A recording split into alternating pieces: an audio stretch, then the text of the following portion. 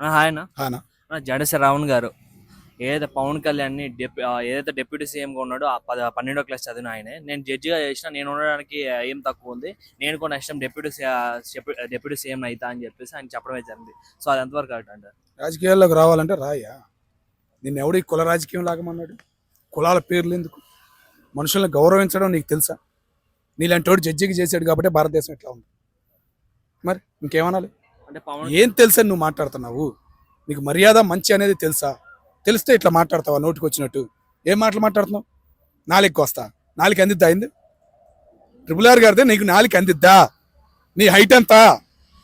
ఒక్క దెబ్బ వేసాడు అనుకో మళ్ళీ పైకి లేకపోవడానికే కొన్ని సంవత్సరాలు పట్టిద్ది.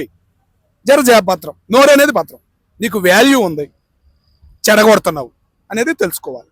6% ఉన్న మీరే పవన్ కళ్యాణ్ తాలూకా అని చెప్తున్నప్పుడు 10% ఉన్న మా వాళ్ళు జడ శ్రావణ్ వెనకాలని ఎందుకు చెప్పుకోవట్లేదు అని అంటున్నారు. ఎవడొస్తాడు? 10% అంటున్నావు. నీ స్టేజ్ మీద ఒక 10 మంది, కింద ఒక 10 మంది తప్ప నీకెవడొస్తాడువా? నిన్ను ఈ కులవాడే నిన్ను దేకట్లేదు, నిన్నే బండ బుద్ధులు తిడుతున్నారు. నీకు ఒక వాల్యూ ఉంది, చెడగొట్టుకుంటున్నావు. ఎందుకు మళ్ళీ మధ్యలో దూరి ఈ మాటలని అవసరమా? నోరు అనేది ఇచ్చింది దేవుడు, ఎందుకంటే దేవుడు సాలుకో మంచి మాట్లాడు. నాలుగు నిన్నెవడువా? నాలుగు వస్తావా? అందిద్దా నీకు నాలుక? నీ హైట్ ఎంత, నువ్వెంత? మరి తెలిసి మాట్లాడుతున్నావు, తెలుగు మాట్లాడుతున్నావా? ఇంకా బ్రిటిష్ జాతి బుద్ధులు బాలా, వాళ్ళ వారసత్వం ఏదో ఉండుండిద్ది, అందుకని పాలట్లా అందరూ అనుకుంటున్నాం. నేను టచ్ చేసేవాడు ఎవరు లేరు, టచ్ చేస్తే నా వెనకాల లక్షల మంది ఉన్నారని చెప్పేసి చెప్పడం జరిగింది. ఎవడొస్తాడు? ఒక్కడే రమ్మను రా, అమరావతి రా. మొన్న రీసెంట్గా ముగ్గురు తరిమి కొట్టారు, నిన్ను కూడా తరిమి కొడతారా? మరి ఏం మాట్లాడుతున్నావు? పోయి మళ్ళీ పవన్ కళ్యాణ్ ఫ్యాన్స్తో మాట్లాడుతున్నావు. వాళ్ళు పవన్ కళ్యాణ్ గారు కంట్రోల్లో ఉండారు కాబట్టి వాళ్ళు కంట్రోల్లో ఉండారు, తెలుసుకో. ఇక నోటికి వచ్చినట్టు ఏదో మాట్లాడేవనుకో వాళ్ళ ఫ్యాన్స్ దెబ్బగా నువ్వు తట్టుకోలేవు, అది కూడా గ్రహించాలి. ఇప్పటికే తరిమి కొడుతున్నారు, ఇంకా తరిమి కొట్టే వేసాలు వేసుకోమాకన్నా మేము చూద్దాం. అలానే పవన్ కళ్యాణ్ గలీజ్ వర్డ్ కూడా అన్నమే జరిగింది. పవన్ కళ్యాణ్ నోట్లో అని చెప్పి సంథింగ్ గలీజ్ వర్డ్ మాట్లాడడం జరిగింది. సో అది ఎంతవరకు కరెక్ట్ అంటే ఒక డిప్యూటీ స్పీకర్ కళ్యాణ్ గారు రీసెంట్ గా 2 సంవత్సరాల నుంచి చాలా కామ్గా ఉంటున్నారు. పాత పవన్ కళ్యాణ్ అయితే ఈ పార్టీగాడు ఎప్పుడు రోడ్డు మీద పడేవాడు.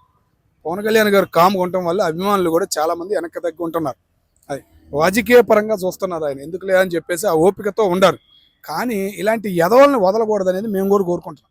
రీసెంట్గా రాంబాబు కూడా పోలీసులను నెట్టాడు, ఏమైంది?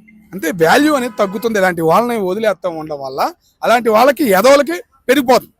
నాలుగుకి వస్తాడంటే ఎవడు నాలుగుకి వస్తావా నువ్వు? ఏ జాతిలో పుట్టావు నువ్వు? నువ్వు బ్రిటిష్ జాతిలో పుట్టినోడివి. ఏం మాటలు మాట్లాడుతున్నావు నువ్వు? నీకు మర్యాద అనేది పోగొట్టుకుంటున్నావు. నీకున్న కులం, నువ్వు ఏ కులమో తెలీదు.